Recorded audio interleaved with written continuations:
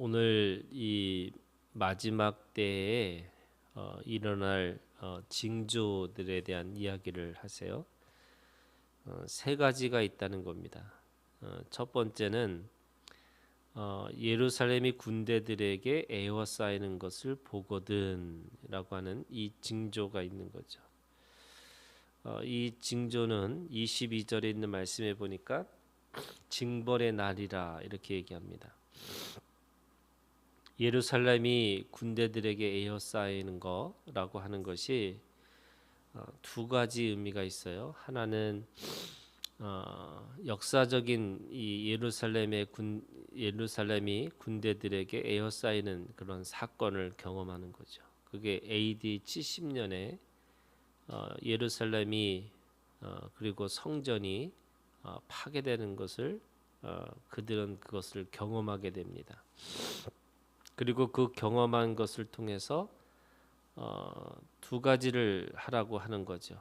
하나는 21절에 있는 말씀에 보면 산으로 도망갈 것이고 성내에 있는 자들은 나갈 것이고 촌에 있는 자들은 그리로 들어가지 말지어다. 그래서 그 징벌의 날에서 그들에게 그것을 피하라 이렇게 얘기를 합니다. 그리고 그 피하는 것이 23절에는 그날에는 이렇게 시작하죠. 아이 벤 자들과 젖먹이는 그 자들에게 화가 있으리니 이는 땅에 큰 환난과 이 백성에게 진노가 있겠습니다. 이렇게 얘기합니다. 그러니까 역사적인 이 심판, 하나님의 이 유대인들을 향한 분명한 심판의 시간이 있을 것이다라는 것을 역사적인 사건으로 보여주시는 거예요. 동시에 이 사건은 하나님의 그 마지막 때의 징조를 말씀하시는 거죠. 여기 있는 모든 것들, 육적인 것들이죠. 그것이 다 파괴되고 파멸되고 또 부서져서 그 예루살렘이 이제는 영원한 예루살렘, 새 하늘과 새 땅이 이루어지는 하나님의 역사를 넘어서 있는 하나님의 분명한 그런 새로운 창조가 시작될 것이다 이렇게 말씀하시는 거예요. 그러니까 예수님의 말씀은 이 역사적인 사건이면서 동시에 그 우주적인 그 하나님의 심판의 시간이 있을 것이다 이렇게 말씀하고 있는 거죠. 예수님이 가지고 있는 그 모든 그 사건의 역사는 이 요한계시록이라고 하는 걸 통해서 온전하게 이루어지는 것을 볼 수가 있습니다. 그래서 그 징벌의 시간에 두 가지를 하라는 거예요. 하나는 피하고 또 하나는 그 진노의 시간 속에서 이 악하고 더럽고 또 추한 것들이 그것이 파괴되고 파멸될 수밖에 없을 것이다 이렇게 말씀하고 있습니다. 그러면서 두 번째 징조가 있습니다. 그거 24절이에요. 그들이 칼날에 죽임을 당하며 모든 이방에 사로잡혀 가겠고 예루살렘은 이방인의 때가 차기까지 이방인들에게 밟히리라 이렇게 말씀하세요. 그것은 이스라엘 백성들이 육적인 이 고난을 반드시 통과해야 된다는 것을 말씀하시면서 그들의 가지고 있는 환난과 또 징벌과 그런 이 저주의 진노 가운데 있는 그런 삶 가운데서도 하나님은 또 다른 이게 구원의 역설이라고 그래요. 그 안에서 이방인의 때를 준비하고 계시는 거죠. 그것은 육적인 이스라엘이 아니라 영적인 이스라엘, 그 이방인들에게 있어서 이 영적인 이스라엘 사람들에게 구원하는 하나님의 역사라고 이야기하는 거죠. 이 말씀은 로마서에 있는 말씀이에요. 로마서가 1장부터 8장까지가 그 구원의 단계들을 말씀하세요. 하나님이 그 3장의 믿음이 의인은 없나니 하나도 없다. 그래서 하나님의 은혜가 필요한 구원에 대한 이야기를 하시고 로마서 5장은 그래서 이제는 하나님의 은혜 가운데 그들이 의롭게 되고 또 하나님의 자녀가 되는 것에 대한 역사를 말씀하시면서 로마서 8장이 생명과 성령의 법을 따라 살아가는 그런 삶에 대해서 이야기를 하세요. 그러다가 9장에 보면은 갑자기 구원의 역설이라는 것이 생긴 거예요. 그 구원의 단계를 이루는 것이 이스라엘 백성들이었는데 그 구원의 이 단계를 가지 못하고 그들이 징벌 가운데 또는 그 저주 가운데 있을 수밖에 없는 것은 또 그걸 통해서 하나님이 그 육적인 이 유대인들에게 이방인들의 그 구원을 보면서 그들을 시기하고 다시 돌아올 수 있는 길을 열어 놓으셨다는 거예요. 그래서 영적인 이스라엘을 구원하는 하나님의 역사가 있고 또 그 안에서 육적인 이 유대인들이 그것을 보고 그 구원의 역사를 다시 돌아올 수 있도록 하나님께서 길을 열어 놓으셨다라고 말씀하시는 거예요. 그게 구원의 역설이라고 하는 겁니다. 그래서 이방인의 때라고 하는 것은 육적인 유대인이냐 육적인 이방인이냐 아니라 그 안에서 영적인 하나님의 이스라엘 백성들을 구원하는 또 그 안에 역사가 이루어질 것이다. 그것이 두 번째 징조라고 할 수 있습니다. 세 번째 징조가 25절에 1월 성신에는 징조가 있겠고 이렇게 되어 있죠. 그 징조는 땅에서는 민족들이 바다와 파도의 성난 소리로 인하여 혼란한 중에 곤고하리라.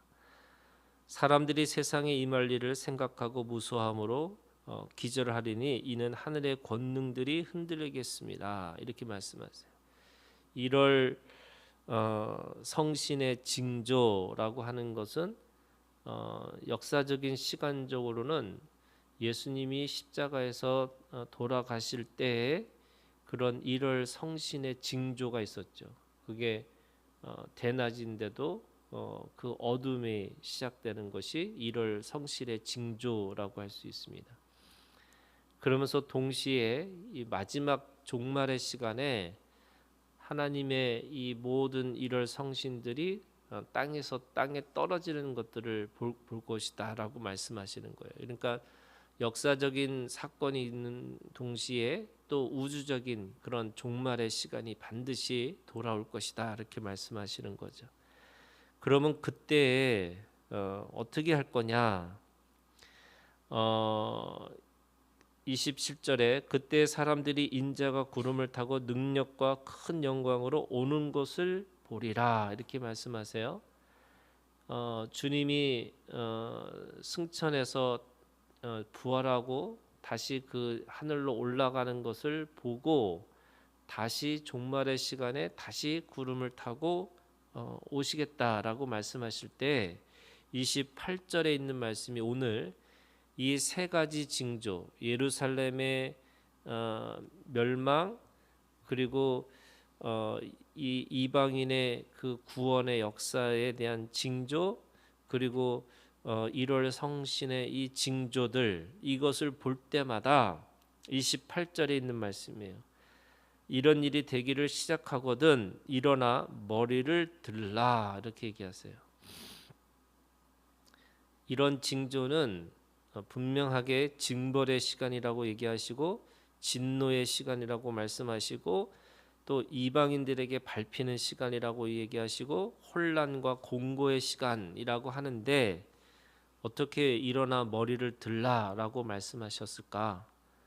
바로 그것이 어떤 사람들에게는 이 징벌의 시간이고 진노의 시간이고 그리고 밟히는 시간이고 혼란과 그리고 그 안에서 곤고의 시간을 갖고 있지만 믿음의 사람들에게는 그 시간이 구원의 시간이고 또 해방의 시간이고 또 그 안에서 기쁨과 찬양과 감사가 차고 넘치는 시간, 그게 머리를 들라라고 말씀하시는 겁니다.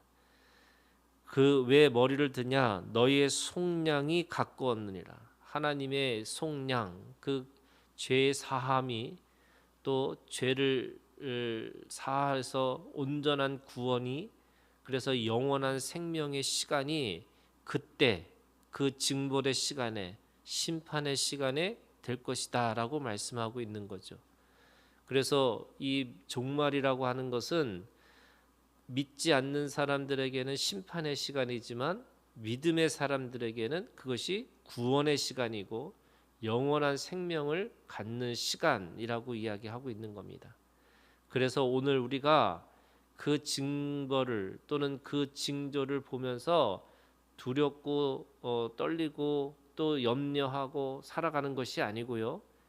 머리를 들어서 내가 오늘, 내가 지금 이곳에서도 내가 믿음을 가지고 당당하고 또 어깨를 펴고 또 그 안에서 단단한 마음을 가지고 살아라, 이렇게 말씀하고 있는 겁니다.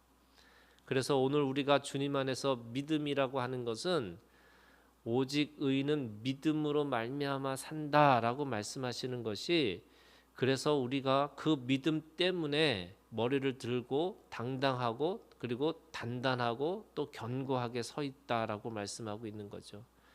우리가 만약에 그 믿음이 없으면 언제 망할지 또 언제 그 징조가 올지 노심초사하고 또 염려하는 거하고 두려움 가운데 살다 보면은 그 견고하고 단단한 삶으로 살 수 없다라고 말씀하시는 거예요.